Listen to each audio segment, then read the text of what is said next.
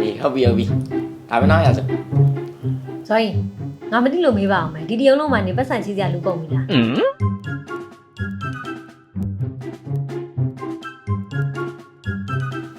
အေးကုန်ပြီ ဒီကပတ်စံချီးနေဆွမ်းယူတော့လေတော်တော်လေးစားရည်လားဇော်ရင် အဲ့ဒါဟုတ်တယ်သူကတိတိမတိတော့ဒီဘောထဲနဲ့လှုပ်စားနေ ဒါမဲ့ तू မချစ်ရဲ့သူကြောက်တော့ရှိရနော် အဲ့ဘူးလေ तू ခုလိုက်နေရကောင်မလေးလေ ငါသူများအောင်ကြိုက်နေပါဆိုမှချေးလို့မကောင်းဘူးလေငါ့ကိုထင်သေးတော့မှာပေါ့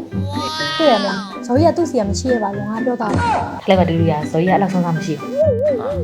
နင်တို့ကဇွေးရဲ့စိတ်ကိုလာစွဇွေးရရည်စားမရရင်နော်တိတ်ခါတော့ကြမခံနင်တို့နားထောင်နေငါချေးပြဟယ်လိုဖုန်းပြောလို့ရ ရပါတယ် ငါလေးနေရောအခုညီလေးနှစ်ခုလောက်တောင်းချင်တယ် တောင်းလေ ပထမတစ်ခုကငါ့ကိုပတ်စံ2သိန်းလောက်ချီးပါ တုံးတော့ဒုတိယတောင်းမဲ့ကိုညီပဲဆက်ပြော အဲဆိုရင်ငါ့ကိုလေနင်လိုမျိုးချစ်စရာကောင်းအောင်ပြီးအသားဖြူဖြူရိတ်ရှိရှိနဲ့ကောင်မလေးတယောက်လောက်ရှာပေးပါ နေ့ရဲ့ကေးပေးနေတော့ပဲပို့လိုက်တော့ โอเคပို့လိုက်မယ်နော် နေ့က episode နေပြီးချိန်ပြန်ဆက်မှာ ဩ